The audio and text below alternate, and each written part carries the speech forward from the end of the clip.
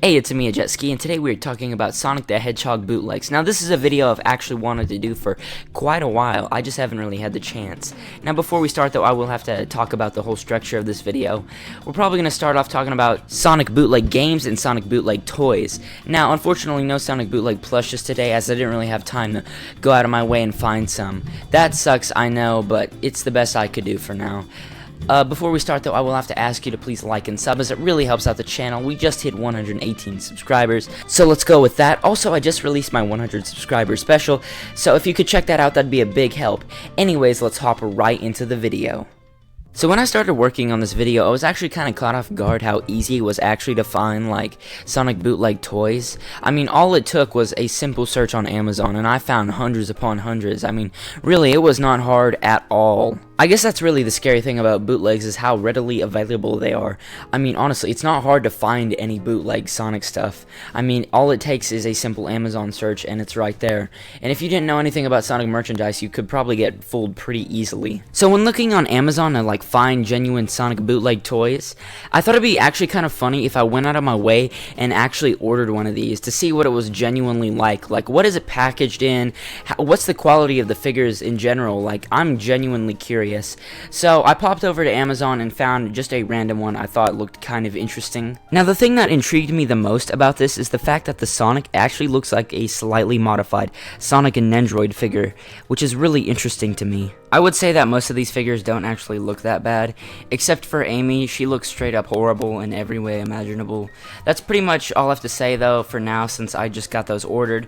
Let's take a look at some of the finest Sonic bootleg games this world has to offer. So when it comes to Sonic bootleg games, you have to mention the most infamous and probably most well-known one, that being Sonic 3D Blast 5.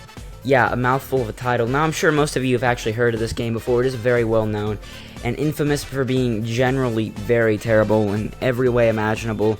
But I thought it would be funny if I genuinely, like, gave it a genuine review, like it was a modern day release. Now, I'm not gonna lie to you guys, this game is not really much of a looker. Constant graphical glitches and overall strange stuttering and weird problems with collision due to the graphics are a constant problem with this game. It just does not look the greatest due to all the graphical glitches, although I do kind of like the aesthetic. I think a Game Boy Sonic game actually looks kind of cool. It has a very neat retro aesthetic I really enjoy.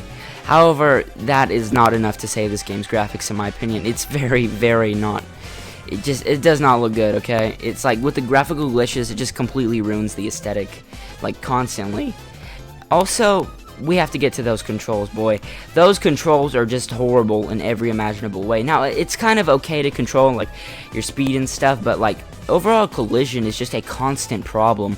And subtle moves that you think would be easy to do in a Sonic game are just horrible in every imaginable way. For instance, the spin dash and a little boost of speed. You think, okay, I can roll into enemies. I mean, you could do that in every other Sonic game, couldn't you? Well, not in this game. If you roll on an enemy, you're gonna take a hit almost instantaneously. Instead of just going through the enemy like a normal Sonic game, you actually like have to physically jump on them.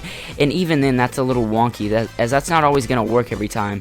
For some reason, if you don't jump on them like and land directly in the middle of them, you will instantaneously take a hit. It is so weird and so not fun to play through this at all. It's honestly just kind of the worst. And that's not even mentioning the worst part about this game, that being the sound. Oh, the sound. Why don't you take a listen to it for yourself and tell me what you think about it.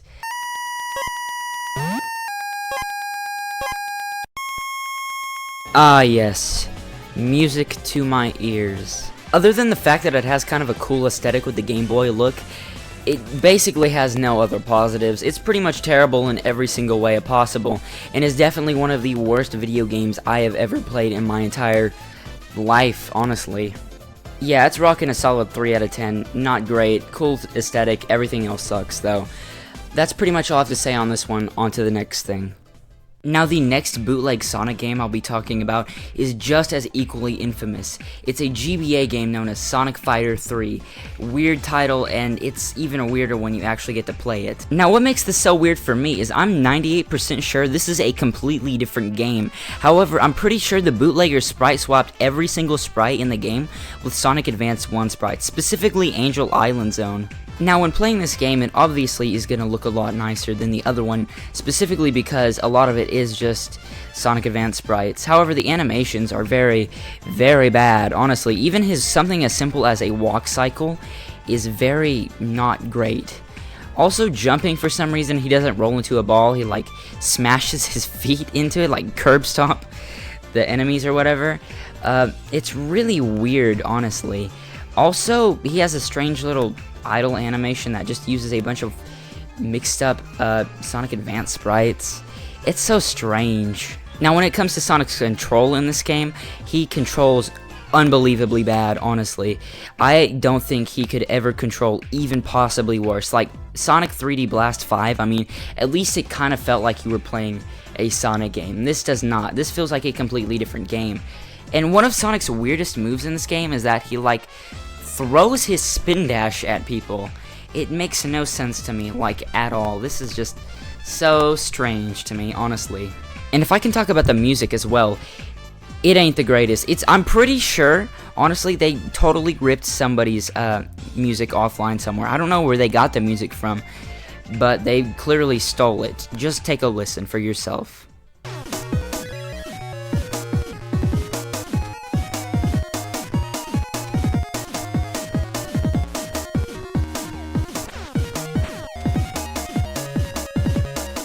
Overall, that's pretty much all I have to say on this one. Definitely like a 3.5 out of 10. It's a little bit better than Sonic 3D Blast 5, due just to the music and the graphics alone. I mean, at least the graphics aren't constantly glitching, and the sound doesn't sound like nails on a chalkboard, honestly. But it's still not much better. That's pretty much all I have to say on this one. Also, my order just arrived, so let's finally take a look at those bootleg Sonic figures. Alright, so I just got my order, and it kind of came in this creepy little black bag, but that's not really what matters. I mean, I think it's kind of weird and all, but it doesn't really bother me that much. So the first figure I actually opened up is this Super Sonic figure. It's kind of cool, I guess. Not terrible quality. No movable joints or anything, which kind of sucks, but not terrible either. Now the next figure I opened up is just this standard little Sonic one. Now unfortunately, he is not the Sonic Nendoroid figure ripoff I thought he was. Then came Tails, whose tails are actually like detached and you have to connect them yourself, which I guess is kind of interesting and cool. That's basically all the main figures.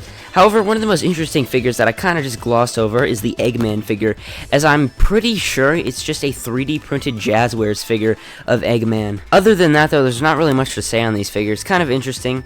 Most of them look okay except for Amy, and Knuckles' gloves are kind of weird, but other than that, that's pretty much all I have to say on these.